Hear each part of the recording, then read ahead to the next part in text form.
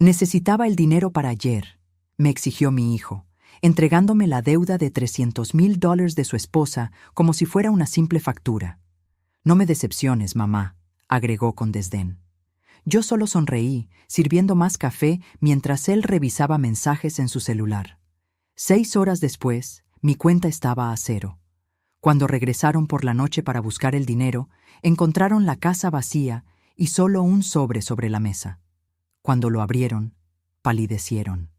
Pero antes de continuar, asegúrate de ya estar suscrito al canal y escribe en los comentarios. ¿Desde dónde estás viendo este video? Nos encanta saber hasta dónde están llegando nuestras historias. La campanilla sonó a las 7:30 de la mañana de un martes cualquiera. 3 toques insistentes, como si el mundo se estuviera acabando. Yo ya sabía quién era incluso antes de abrir la puerta. Mi hijo Ricardo solo aparecía sin avisar cuando necesitaba algo. Dejé mi taza de té a medio beber en la mesa de la cocina y caminé lentamente por el pasillo. Por las ventanas de la sala divisé su coche, una camioneta SUV de lujo estacionada de cualquier manera en la entrada. Ricardo había heredado el talento para los negocios de su padre, pero ni una gota de paciencia o consideración. Cuando abrí la puerta, ya estaba con el celular en una mano y un sobre de papel marrón en la otra. Su rostro, siempre tan parecido al de su padre, estaba tenso. «Mamá», dijo, pasando a mi lado sin un abrazo, solo un beso rápido al aire. «Necesitamos hablar». Ricardo fue directo a la cocina como si la casa aún fuera suya, a pesar de haberse mudado hace más de 15 años. Se sentó en mi silla, puso el sobre en la mesa y comenzó a revisar su celular mientras yo lo seguía. «Un café estaría bien», murmuró sin levantar los ojos de la pantalla. Serví el café mecánicamente. 10 años como viuda, y aún servía a los hombres de mi vida como si fuera mi única función. Mientras ponía la taza frente a él, noté cuán tensas parecían sus manos, los nudillos blancos mientras tecleaba. «¿Fernanda está bien? ¿Los niños?», pregunté, refiriéndome a mi nuera y a mis nietos que casi nunca veía. «Están muy bien», respondió Ricardo vagamente. Finalmente guardó el celular y tomó un sorbo de café. «Iré directo al grano, mamá.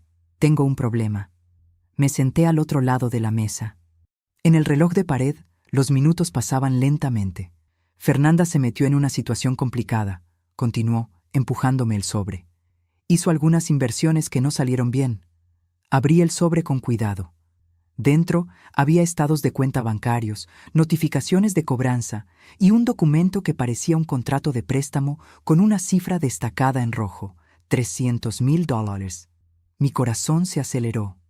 Era casi todo el dinero de mi jubilación, más lo que había sobrado de la venta del apartamento en el centro de Monterrey después de que Eduardo falleciera.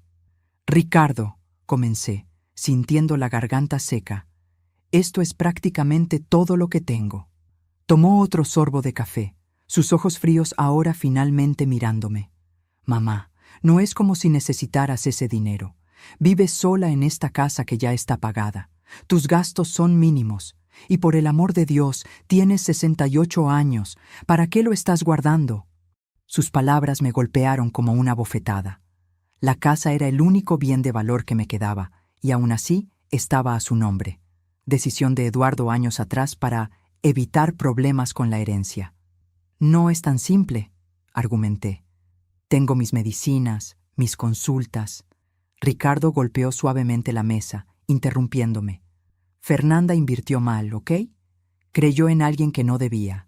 Si no pagamos esto antes de mañana», respiró hondo, «las cosas se van a poner feas. No son banqueros, mamá. Son personas peligrosas». «¿Qué tipo de personas peligrosas?», pregunté, mi voz casi desapareciendo. «No necesitas saber los detalles», dijo impaciente. «Solo confía en mí. Es un préstamo, ¿cierto? Te lo devuelvo tan pronto como reorganice las finanzas de la empresa». Miré el sobre, el rostro de mi hijo, la puerta que daba al patio trasero donde solía jugar. Ahora era como si un extraño estuviera sentado en mi cocina. «Ya me has pedido préstamos antes, Ricardo. Nunca he visto de vuelta el color de ese dinero». Su rostro se endureció. «Esto es serio, mamá. No es momento para dramas. Se levantó, caminando por la cocina como un animal enjaulado. Soy tu único hijo, tu familia. Siempre dijiste que harías cualquier cosa por mí. Ahí estaba la manipulación que conocía tan bien, la misma que usaba Eduardo, la misma que yo había permitido durante toda mi vida. Necesito pensar, dije en voz baja. No hay tiempo para pensar. Ricardo elevó la voz. Necesito ese dinero en mi cuenta antes de que termine el día. Mañana ya es tarde. Se detuvo detrás de mi silla, poniendo sus manos en mis hombros. Sentí el peso de ellas como cadenas. Mamá, dijo suavizando la voz, sabes que no te lo pediría si no fuera importante. Es por la seguridad de Fernanda, de nuestra familia. Familia, la palabra que siempre funcionaba conmigo, como un encantamiento mágico que me hacía doblegarme, ceder, sacrificar. Está bien, respondí finalmente. Te lo transferiré. El alivio en el rostro de Ricardo fue casi palpable. Sonrió por primera vez desde que llegó, esa sonrisa que me recordaba al niño que fue un día. Gracias, mamá. Sabía que podía contar contigo. Revisó el reloj. Tengo una reunión ahora, pero vuelvo en la noche para cenar y resolver esto, ¿de acuerdo? Asentí con la cabeza, incapaz de hablar. Ricardo tomó la carpeta, me dio un beso rápido en la frente y se dirigió a la puerta. No me decepciones, mamá, agregó antes de salir, como si yo fuera la hija y él el padre. La puerta se cerró de golpe y me quedé sola en la cocina, con su taza de café a medio beber y la certeza de que acababa de cometer un error terrible. Por la ventana vi su coche salir a toda velocidad, esparciendo grava por el jardín que yo había cuidado con tanto cariño. Fue entonces cuando una idea comenzó a formarse en mi mente. Una idea que la vieja Elena jamás consideraría. Tomé el teléfono y marqué un número que no usaba desde hacía mucho tiempo. Marisa, soy Elena. Necesito tu ayuda. Mi amiga llegó en menos de media hora. Marisa y yo nos conocimos en la universidad hace casi 50 años. Ella siguió una carrera como abogada, mientras yo abandoné el curso para casarme con Eduardo. Ella nunca aprobó mis elecciones, pero siempre estuvo cerca, esperando pacientemente que yo abriera los ojos. ¿300,000? Marisa casi se ahoga con el té que le había servido. Elena, eso es una locura. Es todo lo que tienes. Negué con la cabeza, sintiendo el peso de la realidad. No es la primera vez, Marisa. El año pasado fueron 100,000 para expandir el negocio. Antes de eso, 50,000 para resolver un problema con proveedores. Nunca he visto de vuelta ese dinero. Marisa puso la taza en la mesa con fuerza. ¿Y por qué sigues dándole?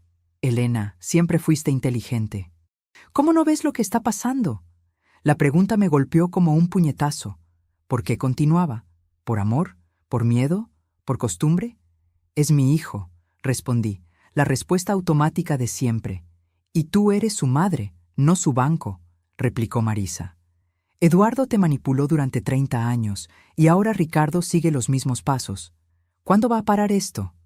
Miré por la ventana, hacia el jardín que cultivé sola después de la muerte de Eduardo. Las rosas estaban floreciendo finalmente, después de años intentando hacerlas crecer en un suelo que no era propicio. Como yo, habían persistido contra todo pronóstico. Hoy, respondí, sorprendiéndome a mí misma. Esto para hoy. Marisa me miró fijamente, confundida. ¿Qué quieres decir? Respiré hondo, sintiendo algo romperse y recomponerse dentro de mí. Quiero que me ayudes a transferir todo mi dinero a una cuenta que Ricardo no conozca.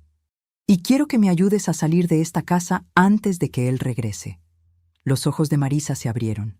Luego una lenta sonrisa apareció en su rostro. Elena Meneses, esperé casi 50 años para escucharte decir algo así. Sacó el celular del bolso. Tengo un apartamento de veraneo en Cancún que está vacío. Las llaves están en mi oficina. ¿Cuánto tiempo tenemos antes de que regrese? Dijo que vendría para la cena, así que unas 10 horas. Marisa miró el reloj. Tiempo suficiente. Iremos al banco primero. Luego pasamos por la notaría para que me des un poder a mi nombre, en caso de que necesites representación legal. Después de eso, empacamos tus maletas y nos vamos. Me levanté, sintiendo una mezcla de miedo y exaltación. En toda mi vida nunca había tomado una decisión tan radical. Se va a poner furioso, murmuré, más para mí misma que para Marisa. Ella tomó mis manos. Elena, ¿le tienes miedo? Pensé en el rostro de mi hijo cuando no conseguía lo que quería, en cómo cambiaba su voz, cómo se endurecían sus ojos. Sí, admití, como le tuve miedo a su padre. Entonces es hora de dejar de tener miedo. Marisa apretó mis manos. Vamos a buscar tus cosas. Fui a mi habitación y tomé la maleta que había usado solo 2 veces en los últimos 10 años. Abrí el armario y comencé a seleccionar ropa, pero pronto me di cuenta de que no quería llevar mucho de aquella vida. Solo lo esencial, algunos conjuntos, mis medicamentos, documentos importantes y las pocas joyas que tenían valor sentimental. En el fondo del cajón de la cómoda encontré la cajita de madera donde guardaba el único dinero que Eduardo nunca supo que tenía. Era poco, unos cuantos miles que ahorré vendiendo dulces y bordados a lo largo de los años. Mi secreto, mi pequeña rebelión. Tomé el portarretratos con la foto de mi madre y dudé ante la foto de Ricardo niño. Después de un momento decidí dejarla atrás. Cuando volví a la sala, Marisa estaba al teléfono, organizando todo. El vuelo a Cancún está confirmado para las 3 de la tarde. Aún tenemos tiempo de ir al banco y a la notaría. En el banco, la gerente pareció sorprendida con mi pedido de transferir todo el dinero a una nueva cuenta. Señora Meneses, ¿está segura? Es una cantidad considerable. Absolutamente, respondí, firmando los documentos. Y necesito que esta transacción no aparezca en estados de cuenta enviados a mi dirección residencial. Mientras esperábamos que se procesara la transferencia, Marisa me miró con curiosidad. ¿Qué le vas a dejar a Ricardo? ¿Alguna explicación? Pensé por un momento. Una nota, decidí, y una lección que debería haber aprendido hace mucho tiempo. Cuando volvimos a casa, escribí cuidadosamente en un papel que puse sobre la mesa de la cocina. Quien decepciona soy yo. La venganza es un plato que se sirve frío. Al salir por la puerta con mi maleta, miré la casa que había sido mi prisión durante tantos años. En el jardín, las rosas se balanceaban con la brisa, libres y fuertes, como lo sería yo a partir de ese día. En el taxi camino al aeropuerto, Marisa tomó mi mano. ¿Estás bien? Miré por la ventana, viendo la ciudad pasar rápidamente, llevándose décadas de sumisión. No, respondí honestamente, pero lo estaré. El apartamento de Marisa en Cancún era pequeño, pero acogedor, con vista al mar. La primera noche, sentada en el balcón escuchando las olas, encendí mi celular solo para apagarlo nuevamente cuando vi que había 17 llamadas perdidas de Ricardo. No estaba lista para enfrentarlo. Te encontrará eventualmente, dijo Marisa mientras me servía una copa de vino. Necesitamos un plan a largo plazo. Asentí, sintiéndome extrañamente tranquila. Nunca pensé que tendría el coraje de hacer esto. Siempre supe que lo tenías, Marisa sonrió. Solo necesitabas un empujón. En los días siguientes, mi celular continuó sonando. Ricardo, su esposa Fernanda, incluso mi hermana Claudia, que probablemente había sido reclutada para intentar localizarme. En uno de los mensajes de voz, Ricardo alternaba entre súplicas desesperadas y amenazas veladas. «Mamá, por favor, llámame. Estoy preocupado por ti». Y luego, «No puedes simplemente desaparecer así. La casa está a mi nombre. ¿Recuerdas? Piensa bien en lo que estás haciendo». Una semana después de mi fuga, comencé a reconstruir mi vida. Abrí una cuenta en un nuevo banco, alquilé un pequeño apartamento cerca de la playa y comencé a buscar algo para ocupar mi tiempo. A los 68 años, nunca había trabajado realmente, pero descubrí que mis dulces y bordados tenían mercado en ferias locales de artesanía. Marisa permaneció en Ciudad de México, pero se convirtió en mis ojos y oídos. Fue ella quien me contó sobre la furiosa visita de Ricardo a su oficina. Estaba fuera de sí, relató por teléfono, exigiendo saber dónde estabas, amenazando con demandar, diciendo que no estás mentalmente capaz de tomar decisiones financieras. ¿Y qué le dijiste?, pregunté. Le dije que estabas perfectamente cuerda y que si continuaba con las amenazas, yo presentaría una orden de restricción. Marisa se rió. Se puso rojo como un tomate. Creo que nadie lo había confrontado antes. Al final del primer mes, recibí una carta formal del abogado de Ricardo. Exigía mi regreso inmediato, alegando preocupación por mi salud mental y amenazando con una acción judicial para declararme incapaz. En el mismo sobre, había una nota manuscrita de Fernanda, sorprendentemente humilde. Elena, por favor, vuelve. Ricardo está descontrolado. Los acreedores nos están presionando. Te necesitamos. Entregué los documentos a Marisa, que se encargó de responder formalmente, adjuntando informes médicos recientes que comprobaban mi cordura y una declaración detallada de los préstamos que Ricardo me había extorsionado a lo largo de los años. No tienen caso, me aseguró Marisa. Pero Ricardo no se rendirá fácilmente. Perdió su banco personal y eso lo enfureció. En el segundo mes, recibí una visita inesperada.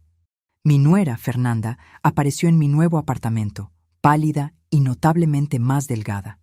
«¿Cómo me encontraste?», pregunté, sorprendida al verla en mi puerta.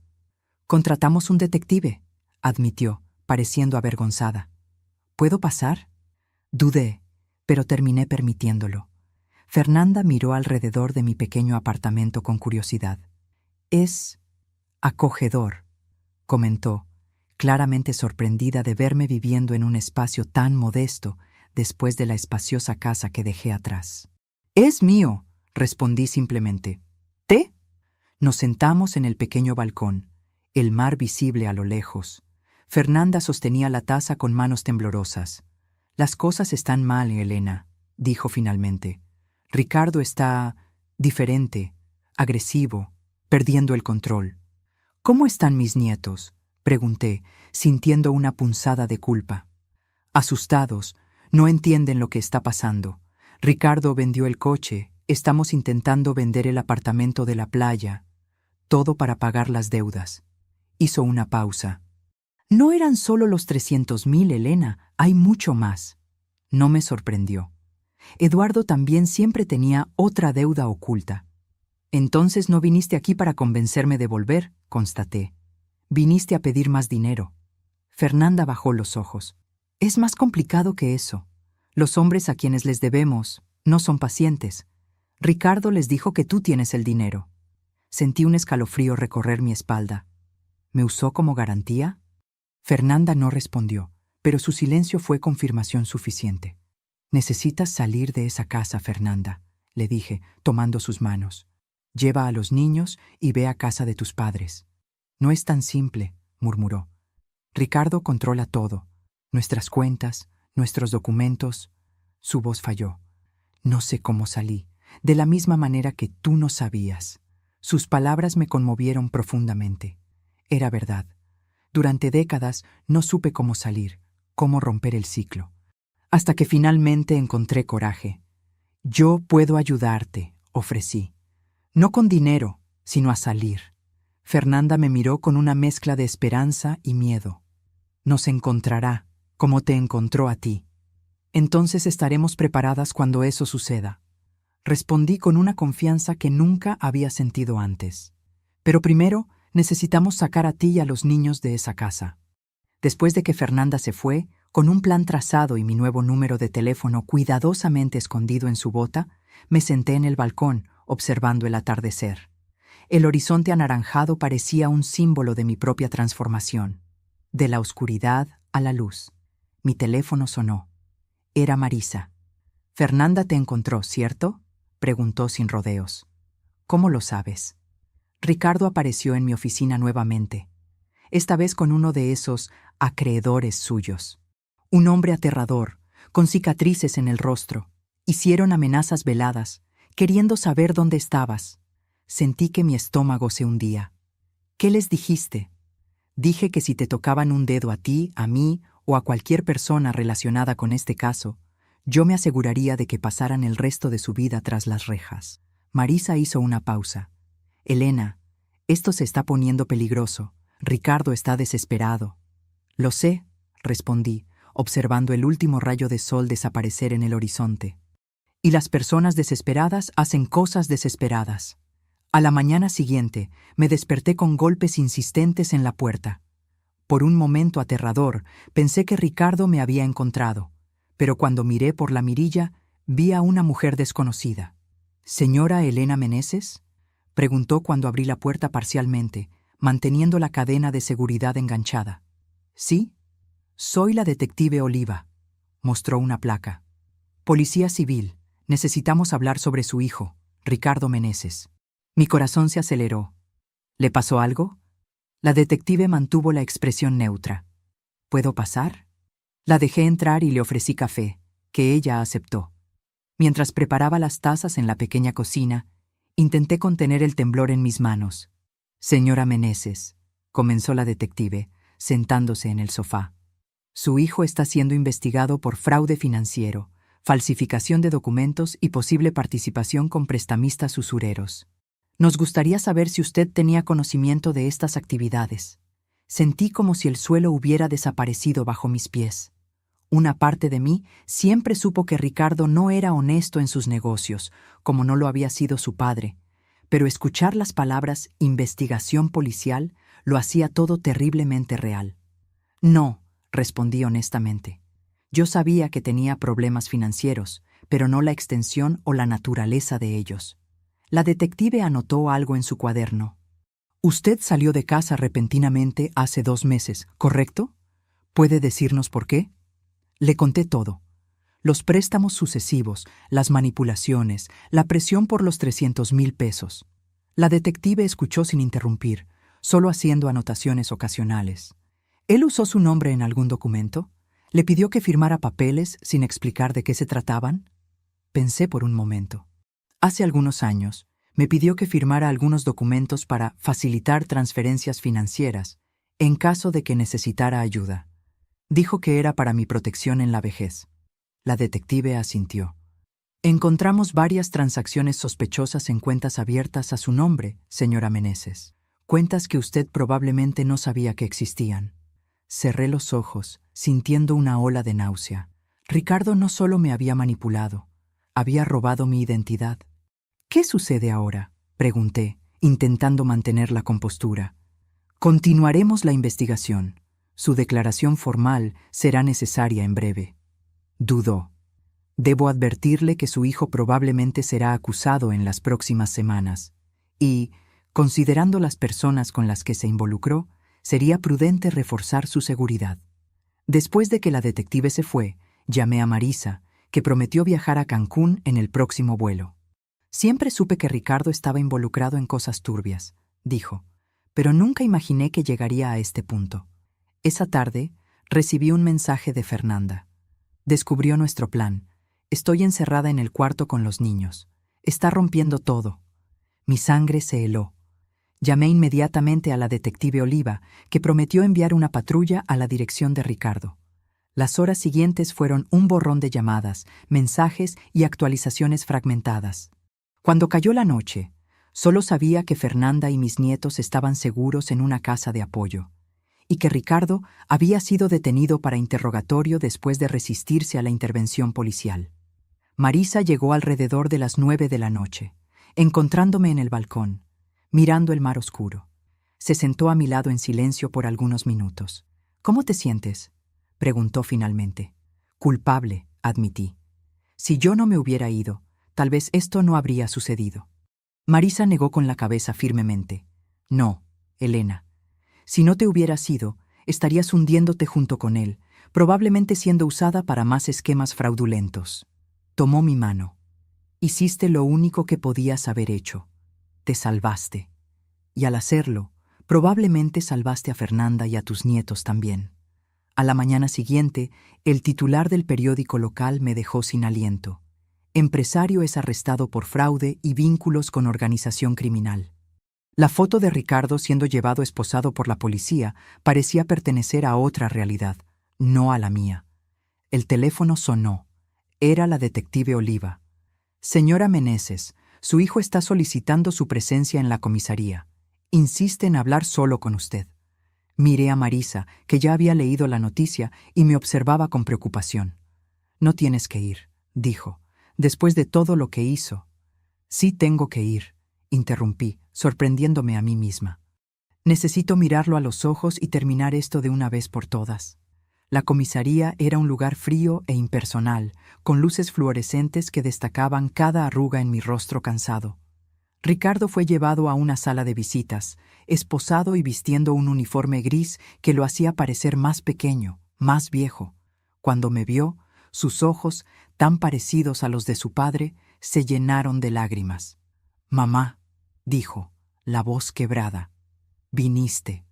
Me senté frente a él, manteniendo distancia. «Querías verme». «Estoy aquí». Ricardo parecía un animal acorralado, mirando a su alrededor como si buscara una salida. «No entiendes la situación en la que estoy», comenzó, inclinándose hacia adelante. «Esas personas no juegan. Si no pago lo que debo». «No», interrumpí, mi voz sorprendentemente firme. «Tú no entiendes la situación en la que estás. No estoy aquí para darte dinero, Ricardo. Ese tiempo se acabó». Su rostro cambió, la vulnerabilidad dando paso a la rabia. «Me abandonaste cuando más te necesité, tu propia familia. ¿Es eso lo que les vas a decir a tus nietos? ¿Que dejaste que su padre se pudriera en la cárcel?» Respiré hondo, negándome a ser manipulada nuevamente. «Les diré que su padre tomó malas decisiones, al igual que su abuelo, y que yo, finalmente, tomé una decisión correcta». Ricardo golpeó las manos esposadas en la mesa. «La casa está a mi nombre. No tienes nada». «Me tengo a mí misma», respondí levantándome. «Algo que casi pierdo completamente por culpa de hombres como tú y tu padre». Caminé hasta la puerta, luego me detuve y me giré. «Fernanda y los niños están seguros. Tendrán una oportunidad de empezar de nuevo, lejos de ti». Hice una pausa. «Y yo también». Mientras salía de la comisaría, sentí como si un peso enorme hubiera sido retirado de mis hombros. El sol de Cancún brillaba intensamente, casi cegador después de la iluminación artificial de la comisaría. Marisa me esperaba en el coche. «¿Cómo te fue?», preguntó preocupada. Miré una última vez el edificio grisáceo donde dejé a mi hijo y décadas de sumisión. «Liberador», respondí, y por primera vez en mucho tiempo sonreí una sonrisa verdadera. 6 meses pasaron desde mi fuga y el arresto de Ricardo. El invierno llegó a Cancún, trayendo vientos fuertes y mar agitado. Mi pequeño apartamento ahora parecía verdaderamente un hogar, con mis plantas en el balcón y los bordados coloridos que vendía en la feria local adornando las paredes. Fernanda y mis nietos, Lucas de 8 años y Mariana de 6, se habían mudado a una ciudad en el interior de Jalisco, cerca de su familia. Hablamos semanalmente por videollamada, una tecnología que aprendí a dominar con la ayuda de Marisa. Los niños se estaban adaptando bien a la nueva vida, aunque aún preguntaban por su padre ocasionalmente. «Abuela, ¿cuándo podemos visitarte?», preguntó Lucas durante nuestra última conversación. «En las vacaciones de julio», prometí. «Vamos a construir castillos de arena y a buscar conchas en la playa». La imagen de Fernanda apareció en la pantalla, sonriendo tímidamente. Parecía más saludable ahora, con las mejillas más llenas y la mirada más tranquila. «¿De verdad nos estás invitando, Elena?» «Claro que sí. Mi apartamento es pequeño, pero cabemos todos. Será bueno tener la risa de los niños por aquí». Después de la llamada, me quedé sentada en el balcón, observando las olas furiosas romper en la playa. El juicio de Ricardo estaba programado para el próximo mes. Las acusaciones eran graves: fraude, falsificación, uso de documentos falsos, asociación con organización criminal. Marisa estimaba una sentencia de al menos 10 años. Yo había accedido a testificar no por venganza, sino por justicia, para mí, para Fernanda y para todos los demás que Ricardo había engañado a lo largo de los años. El teléfono sonó, sacándome de mis pensamientos. Era un número que no reconocí. Elena Meneses, una voz masculina, desconocida. «Sí, ¿quién habla?» «Aquí es Rodrigo Méndez, abogado de su hijo». Sentí un apretón en el pecho. En los últimos meses, Ricardo había cambiado de abogado varias veces, cada uno prometiendo milagros jurídicos que nunca se materializaban. «¿Qué puedo hacer por usted?» «Ricardo quisiera proponer un acuerdo. Tiene información sobre operaciones mayores que pueden interesar al Ministerio Público a cambio de una reducción de pena, pero necesita su ayuda». Respiré hondo, ya imaginando a dónde iría a parar aquello. ¿Qué tipo de ayuda? Financiera, naturalmente. Para cubrir los honorarios del equipo jurídico especializado. 200,000 pesos. Casi me río. Era increíble la audacia. Señor Méndez, ya no tengo esa cantidad. E incluso si la tuviera, no la usaría de esa manera. Señora Elena, su tono se endureció. Su hijo se enfrenta a más de 10 años de prisión. Como madre, interrumpí. Ya hice lo que pude por décadas. Ahora Ricardo necesita enfrentar las consecuencias de sus propias acciones. Hubo un silencio prolongado al otro lado de la línea. Él dijo que usted respondería así. Pidió que le dijera que aún tiene copias de documentos que usted firmó. Documentos que pueden implicarla en algunos de sus esquemas. Mi estómago se anudó, pero mantuve la voz firme. Dígale a mi hijo que el chantaje es un crimen más para añadir a su lista, y que estoy dispuesta a enfrentar cualquier acusación si eso significa finalmente romper este ciclo. Colgué el teléfono con las manos temblorosas. Inmediatamente llamé a Marisa y le informé sobre la conversación. Está fanfarroneando, me aseguró. Cualquier documento que puedas haber firmado, ya aclaramos con la policía que fue bajo manipulación. Además, la investigación ya estableció un patrón de comportamiento de él. Aún así, esa noche fue difícil. Me quedé despierta, repasando mentalmente cada papel que firmé a lo largo de los años a pedido de Ricardo o Eduardo. ¿Cuántos contratos? ¿Cuántos poderes? ¿Cuántos documentos que apenas leí, confiando en que mi marido o mi hijo tenían mis mejores intereses en mente? A la mañana siguiente, me desperté con golpes en la puerta. Era la detective Oliva nuevamente, acompañada de otro policía. Señora Meneses, necesitamos que nos acompañe a la comisaría. Hubo un desarrollo en el caso de su hijo. En el camino, la detective explicó. Ricardo había intentado sobornar a un guardia para que le entregara un celular de contrabando a su celda. El guardia, parte de una operación interna, había grabado todo. En la comisaría, me mostraron la transcripción de una llamada que Ricardo pretendía hacer tan pronto como tuviera el celular. Era para uno de los hombres a quienes debía dinero, ofreciendo mi dirección en Cancún como garantía de que pagaría sus deudas. Mi madre tiene dinero escondido, decía la transcripción. Si no puedo pagar, ustedes saben dónde encontrarla. Leí las palabras, sintiendo un frío que parecía venir de dentro de mis huesos. Mi propio hijo estaba dispuesto a poner mi vida en riesgo para salvar su propia piel. Señora Meneses, la detective habló gentilmente. Considerando estas nuevas evidencias, estamos ofreciendo protección policial temporal y sugerimos fuertemente que considere cambiar de domicilio una vez más. Volví a casa escoltada por un policía. Marisa ya estaba allí, habiendo sido informada por la detective.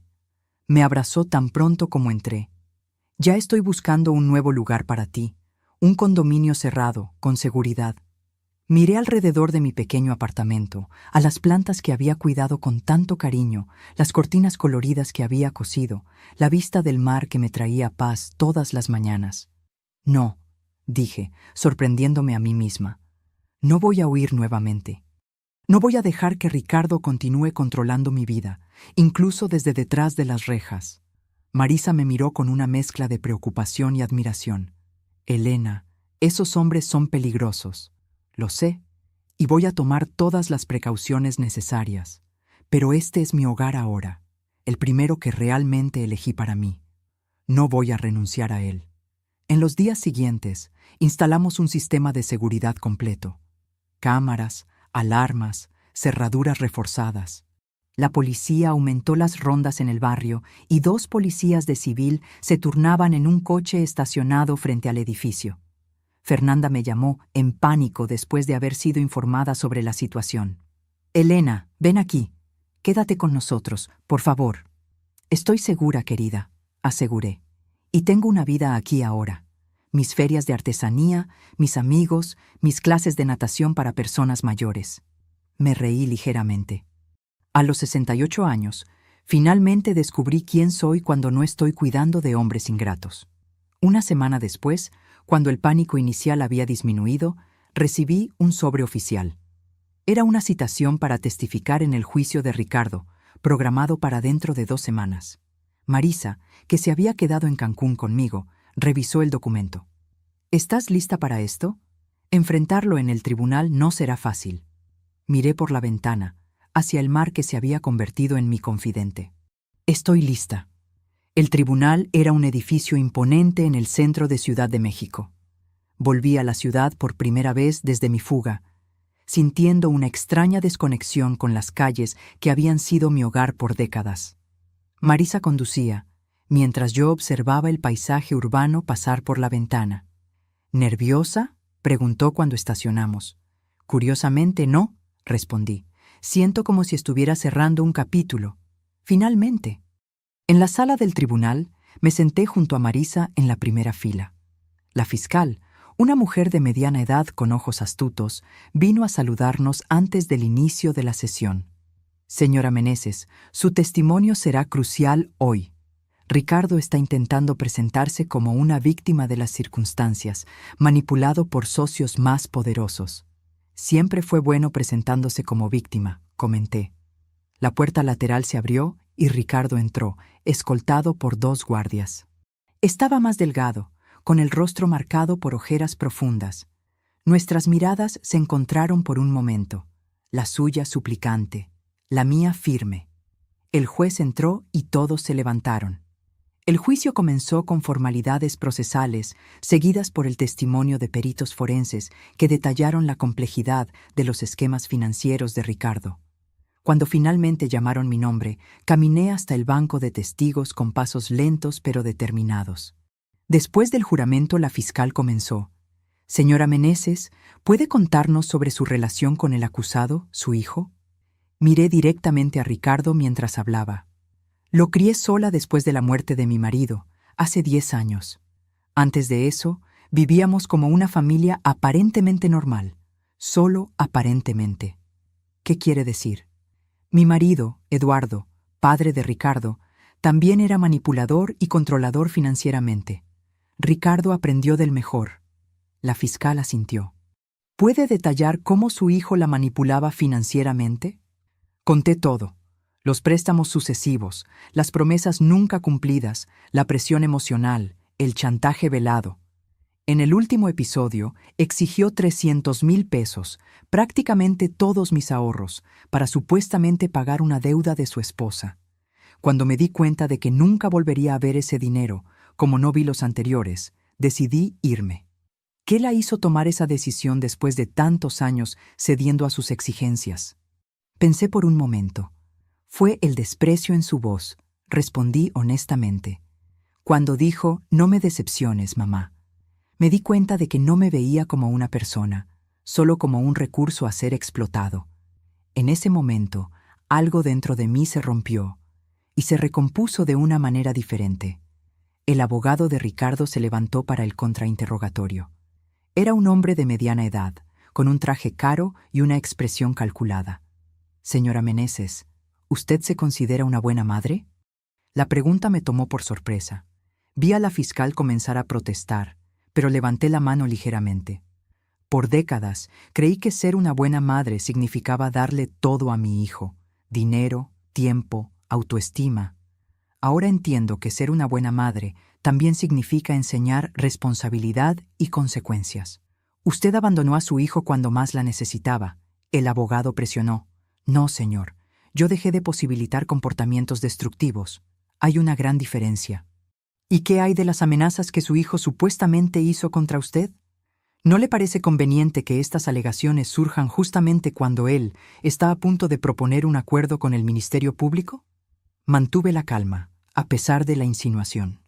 Las grabaciones hablan por sí solas. Y no me parece conveniente que mi propio hijo haya ofrecido mi dirección a criminales como garantía para sus deudas. Me parece trágico. Cuando finalmente fui dispensada, volví a mi lugar sintiendo las piernas temblorosas. Marisa apretó mi mano en silencio. El juicio continuó con otros testimonios. Empleados de Ricardo, clientes perjudicados, incluso Fernanda, que describió años de mentiras y manipulación.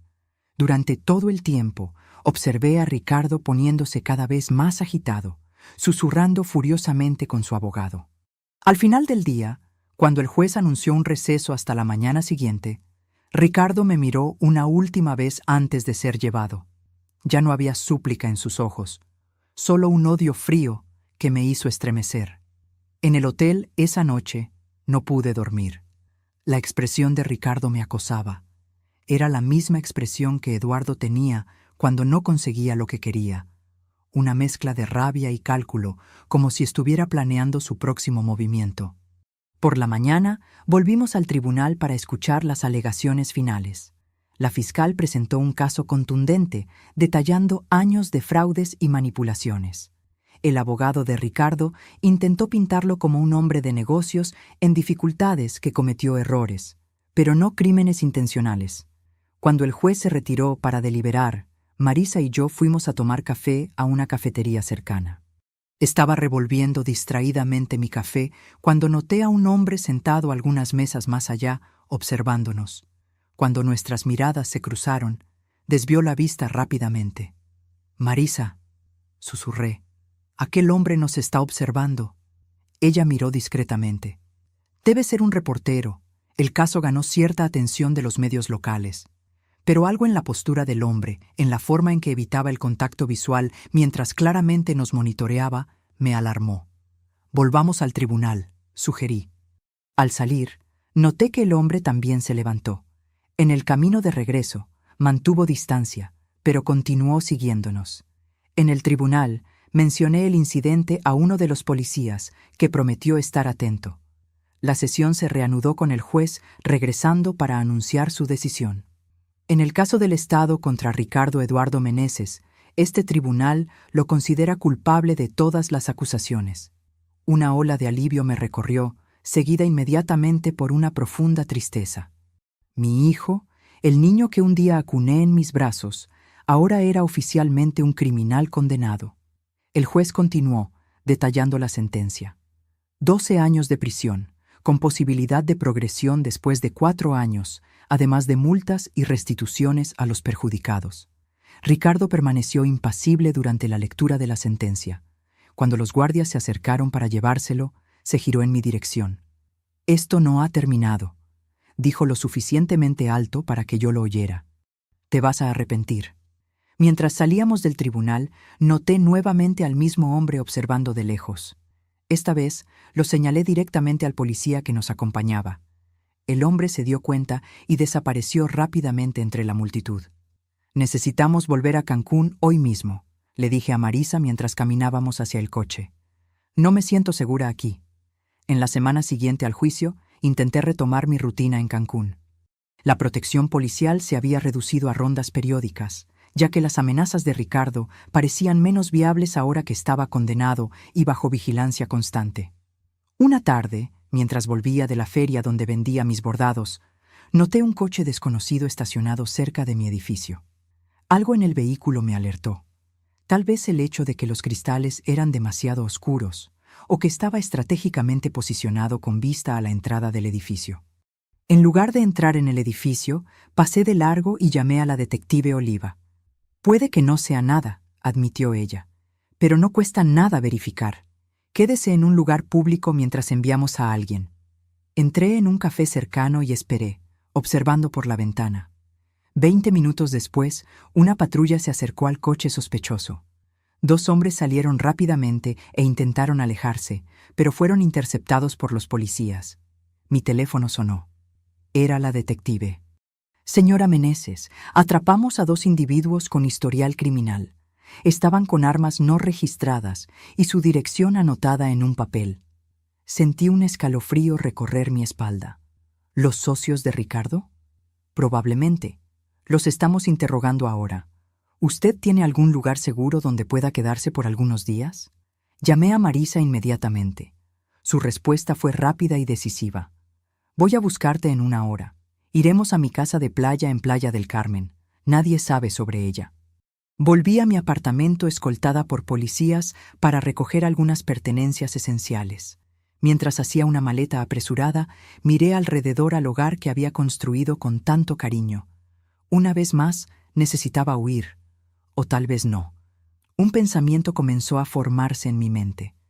Una idea que habría parecido absurda para la Elena de antes, pero que ahora tenía perfecto sentido. Cuando Marisa llegó, le expliqué mi plan. «Es arriesgado», advirtió ella. «Vivir con miedo es más arriesgado», respondí, «y estoy cansada de esconderme». Al día siguiente, en lugar de esconderme en Playa del Carmen, volví a mi apartamento, esta vez con un objetivo claro. Con la ayuda de la detective Oliva y su equipo, preparamos una trampa. Los 2 hombres arrestados habían sido persuadidos a cooperar a cambio de una reducción de penas. Revelaron que Ricardo, usando el teléfono de otro detenido durante el horario de visitas, había contratado a una tercera persona para darme un susto, un eufemismo para algo mucho más siniestro. «A él no le importa si usted se lastima de verdad», explicó la detective. «Solo quiere que usted sepa que él todavía tiene poder, incluso desde dentro de la prisión». El plan era simple. Yo mantendría mi rutina normal, aparentando no saber nada, mientras policías disfrazados monitoreaban cada movimiento a mi alrededor. Cuando el enviado de Ricardo apareciera, sería arrestado en flagrancia. Durante 3 días viví en estado de alerta constante. Cada ruido me hacía saltar, cada extraño en la calle parecía una amenaza. En la mañana del 4.º día, mientras regaba las plantas en el balcón, noté a un hombre recostado en un poste, al otro lado de la calle, mirándome directamente. Nuestras miradas se cruzaron brevemente antes de que entrara en el apartamento y le hiciera una señal a la policía disfrazada de empleada doméstica que estaba limpiando mi sala. «Es él», susurré. «Estoy segura». El hombre permaneció observando el edificio durante cerca de media hora. Luego, lentamente, comenzó a cruzar la calle en dirección a la entrada. El portero, otro policía disfrazado, lo dejó entrar sin cuestionar. Me senté en el sillón de la sala, de frente a la puerta, y esperé. Mi corazón latía tan fuerte que podía oírlo en mis oídos. La policía se había escondido en el baño, con la puerta entreabierta. La campanilla sonó. Respiré hondo y fui a atender. «¿Señora Elena Meneses?», preguntó el hombre, un individuo de apariencia común que podría pasar fácilmente desapercibido en una multitud. «Sí. Tengo un recado de su hijo». Antes de que él pudiera hacer cualquier movimiento, 3 policías surgieron de diferentes puntos del pasillo, rindiéndolo rápidamente. El hombre no se resistió, pareciendo casi aliviado por haber sido capturado. Más tarde ese día, la detective Oliva me visitó para informarme que el hombre había confesado todo. Ricardo había prometido pagar 5,000 pesos para que él asustara a la madre ingrata que lo había abandonado. «¿Y qué significaba exactamente asustar?», pregunté. La detective dudó. «Debía romper algunos objetos en su apartamento, hacer amenazas verbales y...». Ella hizo una pausa. «Y dejar marcas visibles en usted. Nada fatal, pero lo suficiente para que usted nunca más se sintiera segura». Me senté, sintiendo que mis piernas flaqueaban. «¿Eso es suficiente para nuevas acusaciones contra Ricardo?». «Sí, intento de agresión, contratación de terceros para cometer crimen, amenaza. Eso probablemente eliminará cualquier posibilidad de progresión de pena en los próximos años». Una semana después, visité a Ricardo en la prisión. Pareció sorprendido al verme, como si no esperara que yo tuviera el coraje de enfrentarlo nuevamente.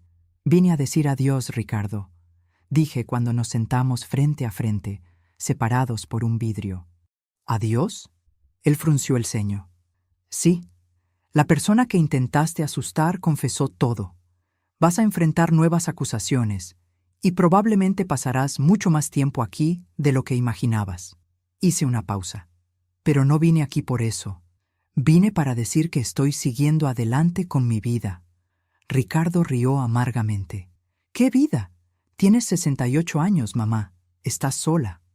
«Estoy libre», corregí. «Y descubrí que nunca es tarde para empezar de nuevo».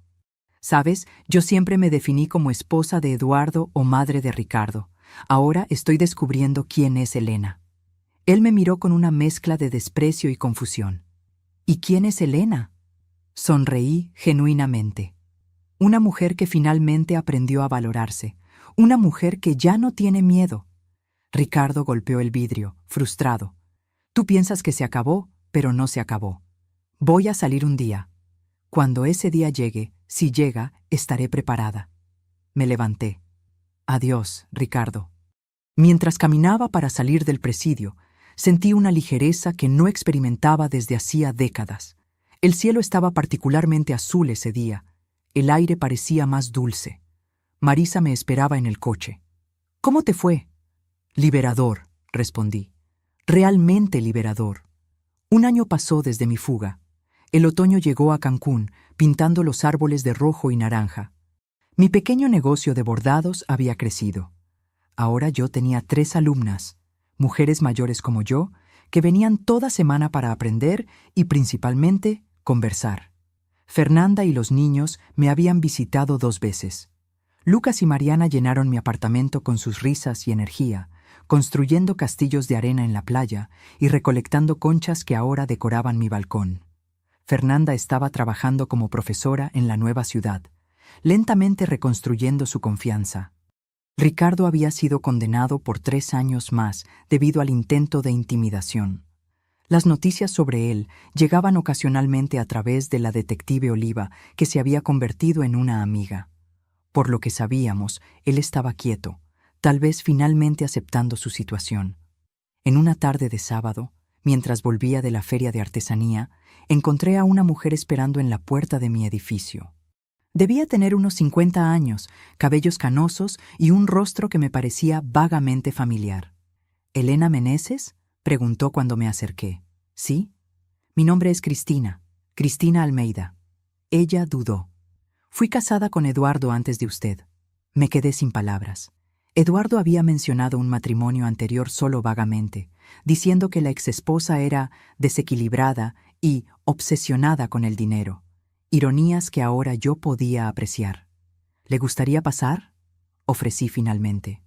Sentadas en mi pequeña sala, con 2 tazas de té entre nosotras, Cristina explicó el motivo de su visita. Vi la noticia sobre Ricardo en el periódico, sobre cómo él la manipuló financieramente por años. Ella respiró hondo. Eduardo hizo lo mismo conmigo. Y cuando leí sobre usted, me di cuenta de que necesitaba encontrarla. Para cerrar un ciclo, tal vez. ¿Cómo me encontró? No fue difícil. Su historia se esparció entre grupos de apoyo a mujeres que sufrieron abuso financiero. Usted se convirtió en una especie de símbolo de resistencia. No pude contener mi sorpresa. ¿Yo? ¿Un símbolo? Cristina sonrió. Una mujer de casi 70 años que dejó todo atrás y comenzó de nuevo, enfrentando a su propio hijo en el tribunal. Sí, Elena. Usted inspiró a muchas de nosotras. Hablamos por horas. Cristina contó cómo Eduardo la había aislado de su familia, controlado cada centavo, hecho que ella se sintiera incompetente para lidiar con el dinero. Cómo, cuando finalmente consiguió divorciarse, él la dejó prácticamente sin nada, para luego casarse conmigo. Una historia que parecía hacer eco de mi propia vida.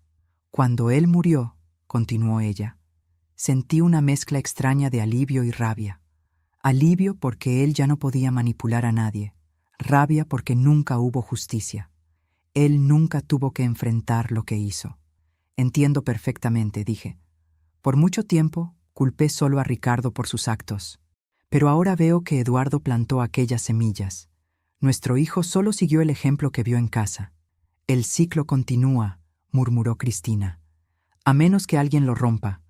Al final de la tarde, intercambié contactos con Cristina y prometí mantener el contacto. Después de que ella se fue, me quedé en el balcón, observando el atardecer y reflexionando sobre nuestra conversación. Eduardo y Ricardo. Padre e hijo. Ambos ahora fuera de mi vida, uno por la muerte, otro por la prisión. Ambos dejando cicatrices que yo aún estaba aprendiendo a curar. Esa noche, escribí en mi diario, un hábito que había adquirido recientemente. Las palabras fluyeron fácilmente. Hoy, a mis 69 años, me di cuenta de que pasé la mayor parte de mi vida intentando ser lo que los demás querían que yo fuera. Esposa dedicada, madre abnegada, banco particular, siempre disponible, siempre cediendo, siempre con miedo de desagradar. Ahora, finalmente, Estoy aprendiendo a ser y descubriendo que Elena es más fuerte, más valiente y más capaz de lo que jamás imaginé. El dinero que Ricardo me extorsionó a lo largo de los años, no puedo recuperarlo. Los años que pasé en un matrimonio sofocante con Eduardo, no puedo tenerlos de vuelta. Pero el tiempo que me queda, este es solo mío, para vivir como yo elija, sin miedo, sin manipulación, sin arrepentimientos. Al día siguiente, recibí un correo electrónico de Cristina. Había hablado con otras mujeres que pasaron por situaciones similares y sugerían formar un grupo de apoyo. Acepté inmediatamente.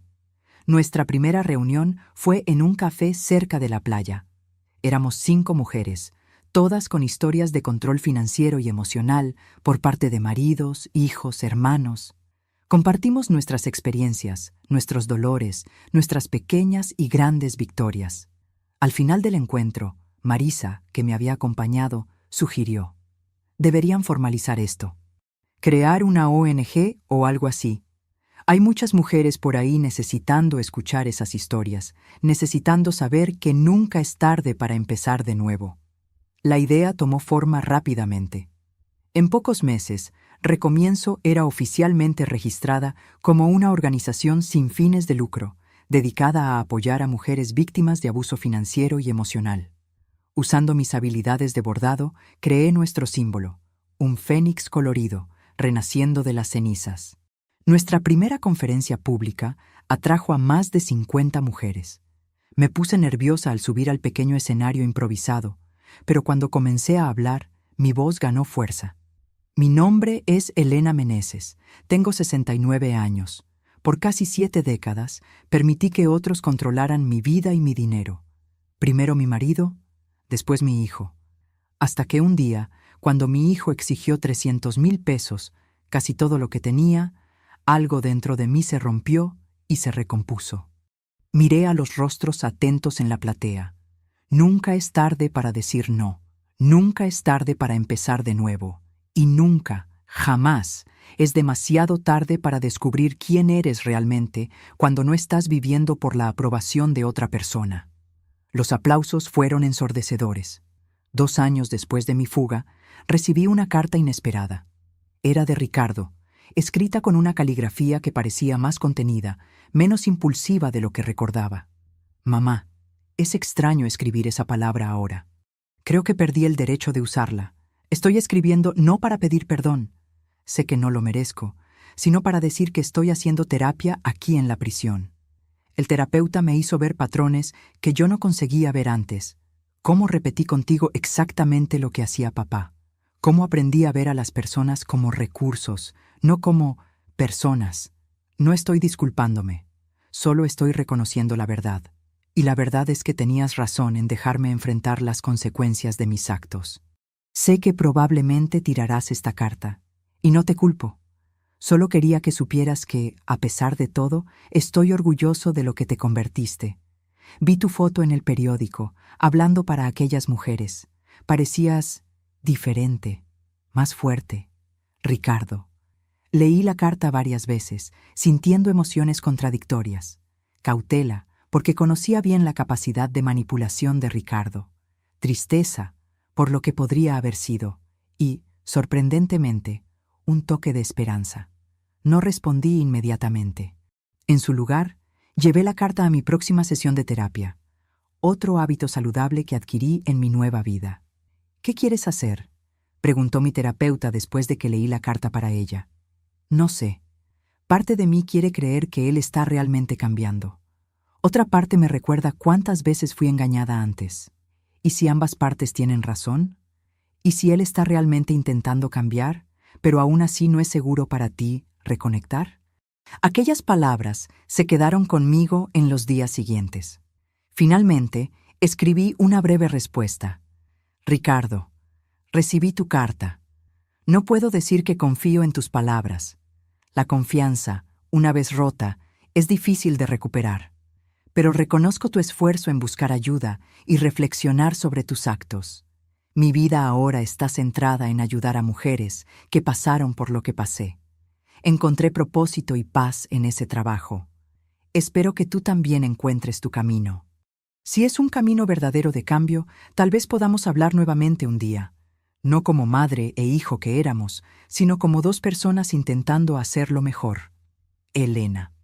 Envié la carta sin grandes expectativas. No esperaba respuesta y realmente no la recibí por meses. Estaba bien así.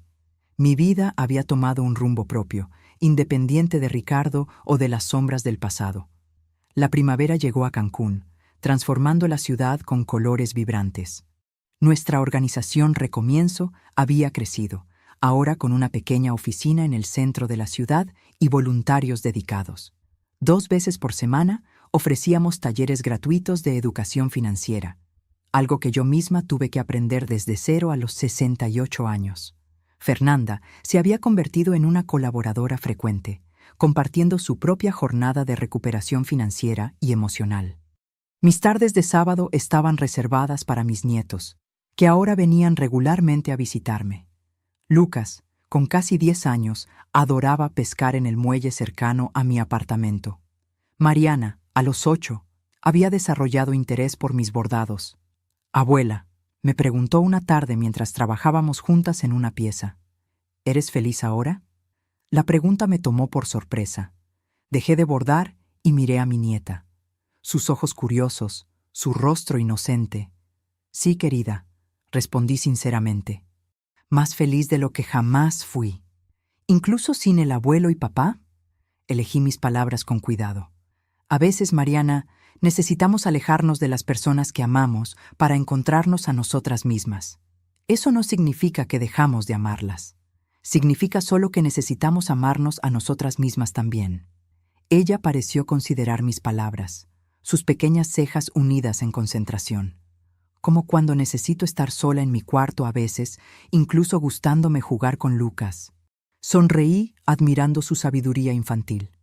Exactamente así. En junio de aquel año, recibí una llamada inesperada. Era la detective Oliva. Señora Meneses, estoy llamando para informarle que su hijo será transferido al régimen semiabierto el próximo mes. La noticia me tomó desprevenida. Creí que con las acusaciones adicionales, ha demostrado buen comportamiento, completó programas de rehabilitación y sus abogados consiguieron una revisión de pena. Todavía tendrá restricciones severas, pero podrá trabajar durante el día. Agradecí la información y colgué, sintiendo una inquietud que no experimentaba desde hacía mucho tiempo. Ricardo estaría parcialmente libre. ¿Qué significaría eso para mí, para Fernanda, para los niños? Llamé a Marisa inmediatamente. ¿Crees que necesito preocuparme?, pregunté después de relatar la noticia. Marisa, siempre práctica, respondió: Vamos a aumentar la seguridad de tu apartamento, solo por precaución. Pero, honestamente, Elena, dudo que intente algo. Tendría mucho que perder. Una semana después, recibí otra carta de Ricardo. Diferente de la anterior, esta era formal, casi distante. Elena, estoy siendo transferido al régimen semiabierto el próximo mes. Quería que lo supieras por mí, no por terceros. Trabajaré en un proyecto de reforestación durante el día y regresaré a la prisión por la noche y los fines de semana. No tengo intención de buscarte o de interferir de ninguna manera en tu vida. Aprendí mis lecciones de la manera más difícil. El terapeuta aquí dice que respetar límites es el primer paso para relaciones saludables. Estoy intentando practicar eso. También quería que supieras que me he estado correspondiendo con Fernanda sobre los niños. Ella accedió a dejarme escribirles cartas, bajo su supervisión. Tal vez, un día, pueda verlos de nuevo, cuando ella sienta que es seguro. Ricardo. La ausencia del término mamá al inicio y al final de la carta no pasó desapercibida. Él estaba realmente intentando establecer una nueva dinámica, respetando que nuestra relación anterior estaba irrevocablemente rota. Compartí la carta con Fernanda en nuestra próxima videollamada. Ella confirmó que estaba, de hecho, permitiendo que Ricardo escribiera a los niños. Los terapeutas de ellos creen que es importante no demonizar al padre completamente, explicó. Y sus cartas han sido diferentes. Él pregunta sobre sus intereses, no intenta manipular, no hace promesas vacías. ¿Crees que él realmente cambió?, pregunté. Fernanda se encogió de hombros. Tal vez aprendió a ser más sutil, por eso todo es supervisado. Hizo una pausa. ¿Vas a responder a esta carta? Reflexioné por un momento. Creo que sí. Establecer que estoy consciente de la situación y que mis fronteras permanecen intactas. Mi respuesta fue breve. Ricardo, gracias por informarme sobre tu transferencia. Te deseo bien en esta nueva etapa. Me alegra saber que estás en contacto supervisado con tus hijos. Ellos merecen un padre presente, si ese padre puede ser saludable y positivo en sus vidas. Como dije antes, encontré mi camino. Espero sinceramente que tú también encuentres el tuyo. Elena. Julio llegó con un calor intenso. En un miércoles particularmente bochornoso, recibí una llamada inesperada. Señora Elena, aquí es Sofía, del Centro de Rehabilitación Penitenciaria. Tenemos una situación con su hijo, Ricardo Meneses. Mi corazón se aceleró. ¿Él está bien? Físicamente sí, pero hubo un incidente en el lugar de trabajo hoy. Él tuvo una discusión con otro detenido y, bueno, se negó a tomar represalias cuando fue provocado. De hecho, se alejó y buscó a un supervisor. El problema es que eso lo marca como objetivo para otros detenidos, y estamos preocupados por su seguridad. ¿Qué tiene que ver eso conmigo?, pregunté, confundida. Ricardo solicitó transferencia a otro proyecto, idealmente uno donde él pueda trabajar solo o con supervisión directa. Tenemos una vacante en un programa de rehabilitación urbana, restaurando una plaza pública cerca de su barrio. Pero necesitamos su aprobación, dado el historial entre ustedes. Me quedé en silencio por un momento, procesando la situación. Ricardo había elegido no tomar represalias, incluso cuando fue provocado, algo que el Ricardo que yo conocía jamás habría hecho. Y ahora necesitaba mi ayuda. ¿Él pidió específicamente trabajar cerca de mí?, pregunté, cautelosa. No, señora. De hecho, cuando mencionamos la ubicación, él dudó y preguntó si había otras opciones. Pero este es el único proyecto que atiende a sus necesidades de seguridad en este momento. Aquello me sorprendió.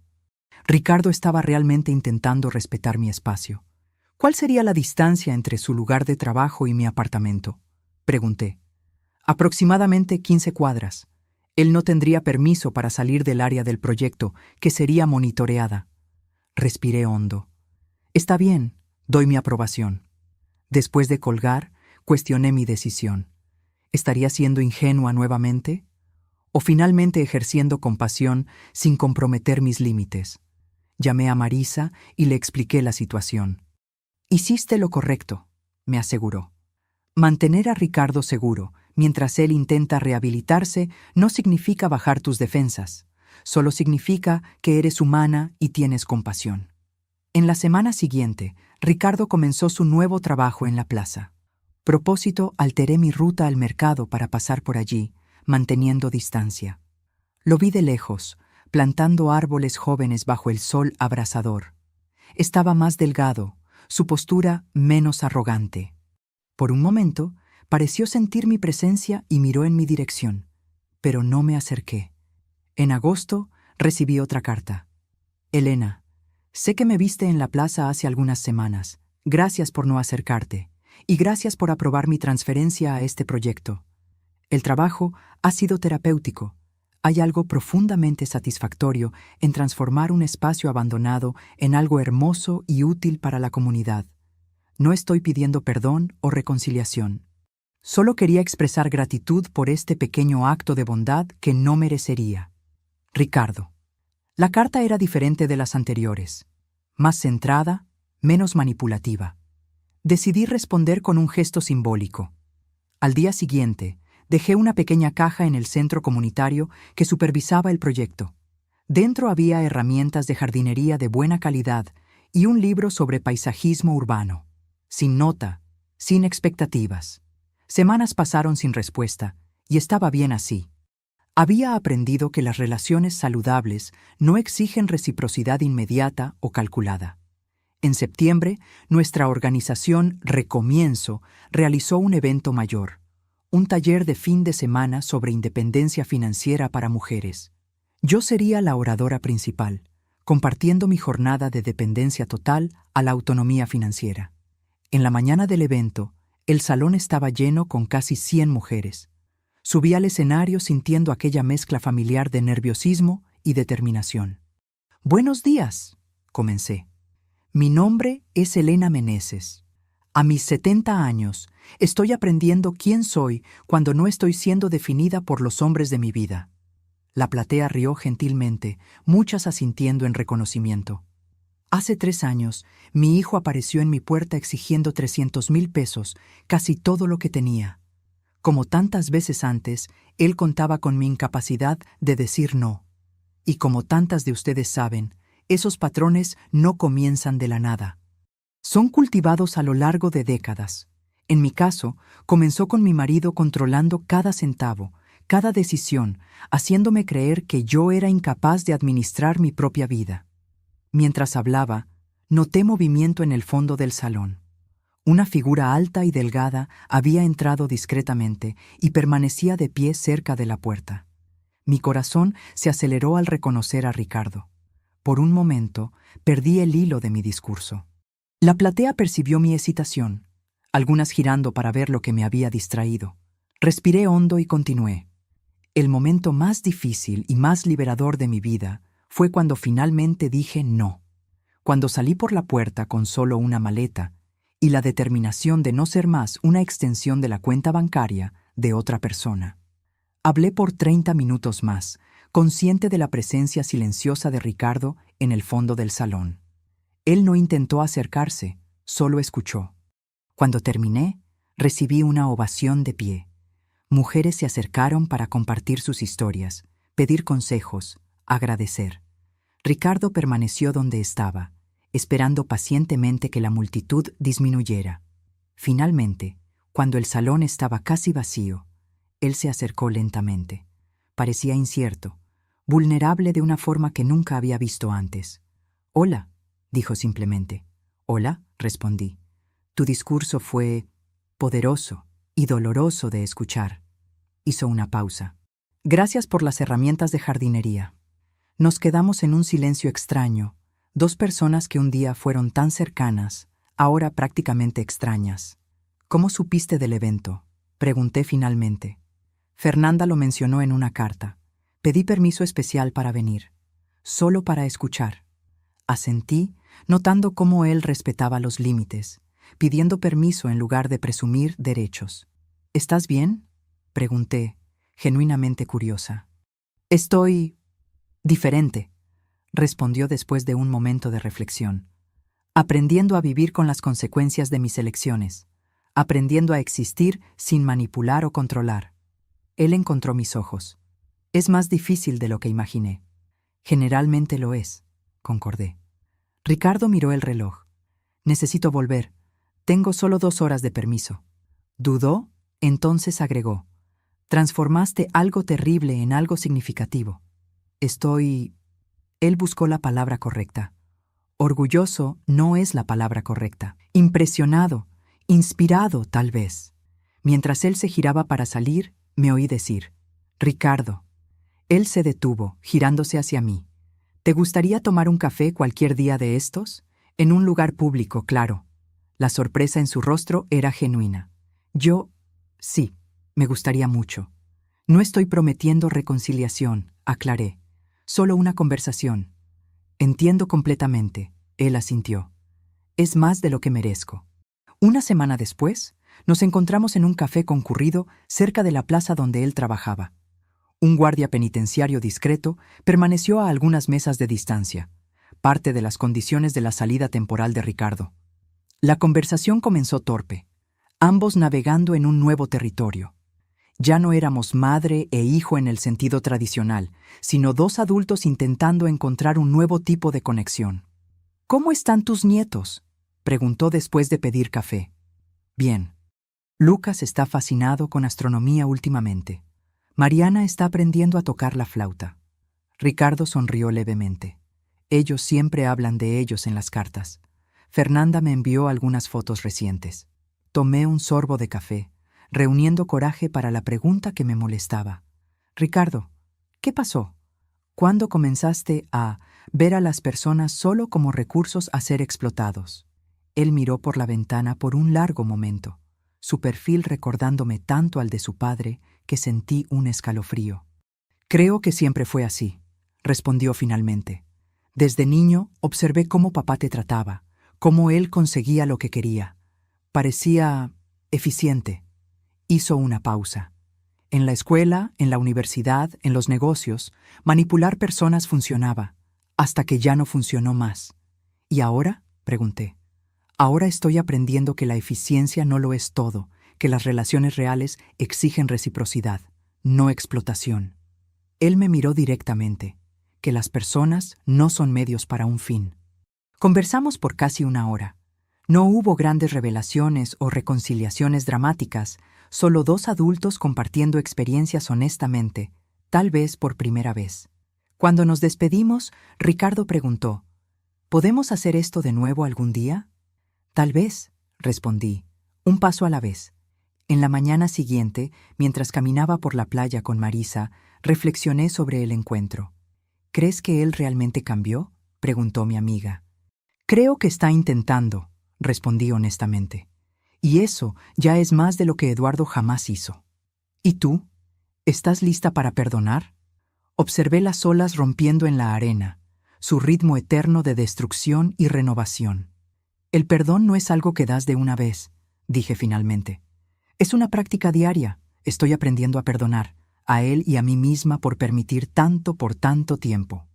Esa tarde, sentada en el balcón de mi pequeño apartamento, escribí en mi diario: hoy, a mis 70 años, estoy aprendiendo que la vida raramente ofrece finales perfectos. No hay garantías de que Ricardo realmente cambió, o que continuará en ese camino. No hay certeza de que yo misma no caiga en viejos patrones en momentos de debilidad. Pero tal vez la vida no se trata de finales perfectos.